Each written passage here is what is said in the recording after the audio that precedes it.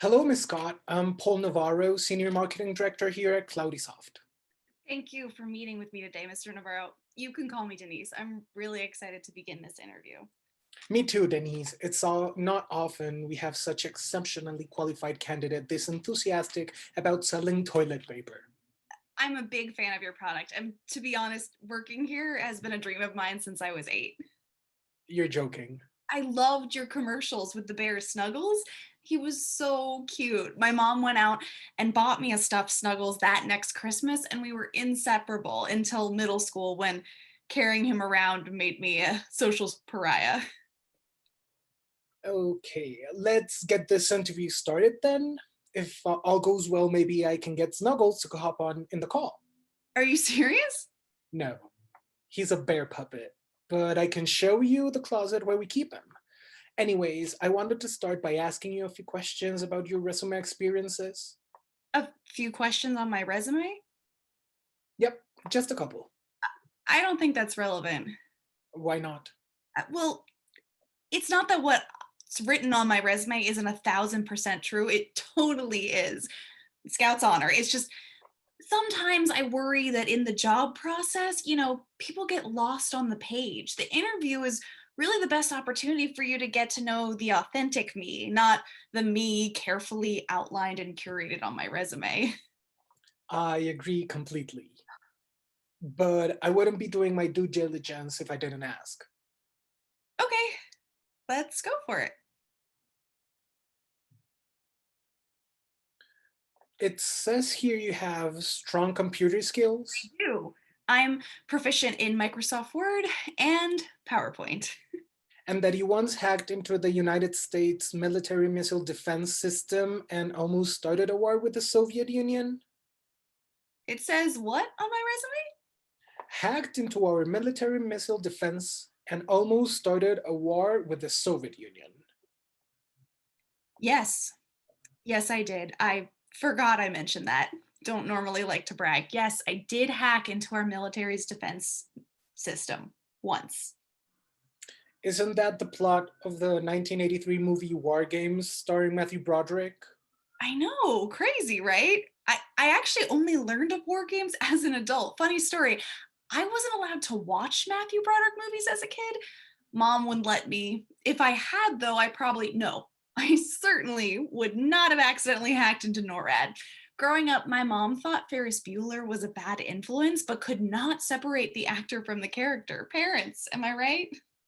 She only did what she thought was best.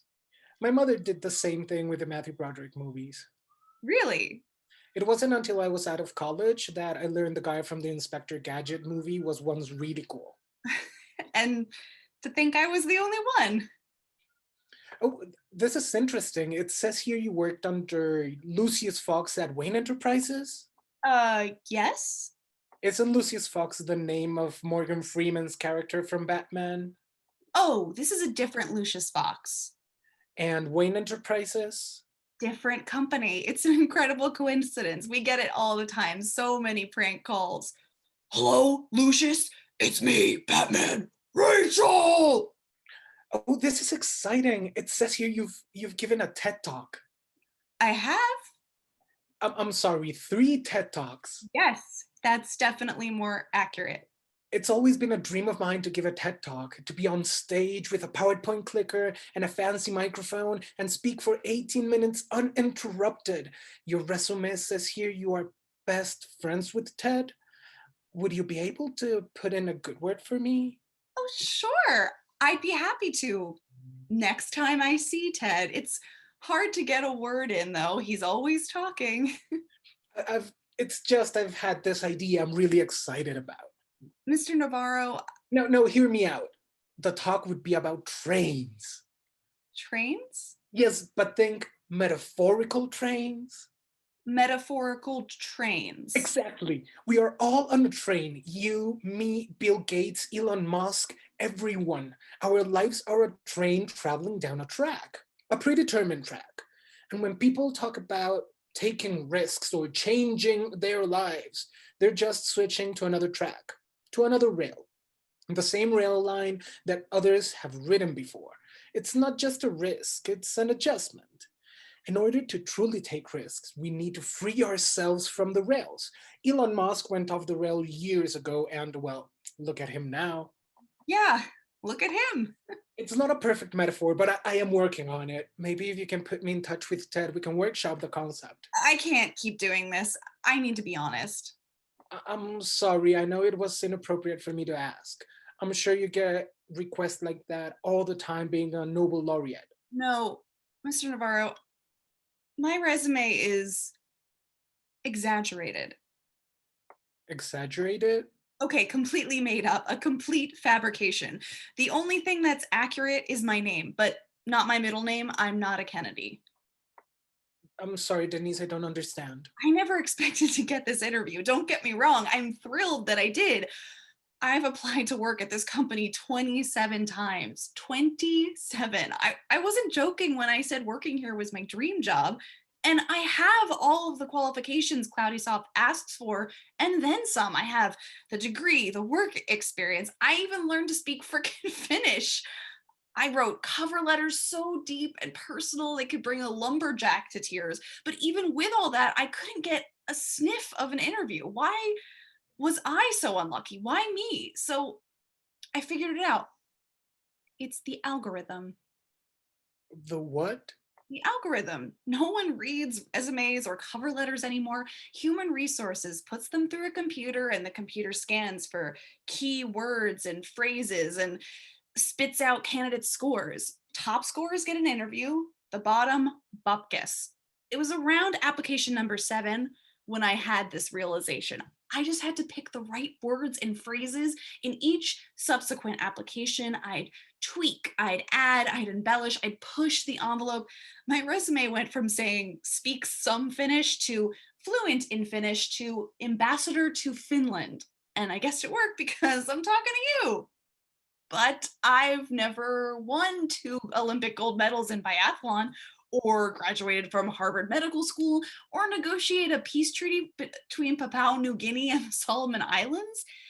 I've never given a TED talk. I've only watched part of one on YouTube once, and I kind of found it boring. I'm just a fraud who was able to beat a computer at its own game. I was so consumed with getting an interview, Mr. Navarro, that I never thought about what I'd do if I actually got one. So here we are. Okay, Denise, look. I'm the senior marketing director. Do you know what that means?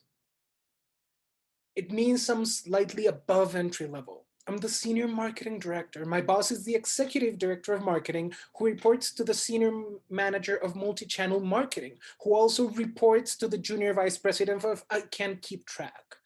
This is the business world. Everyone is embellished. Everything is embellished. My office, my title, my suit.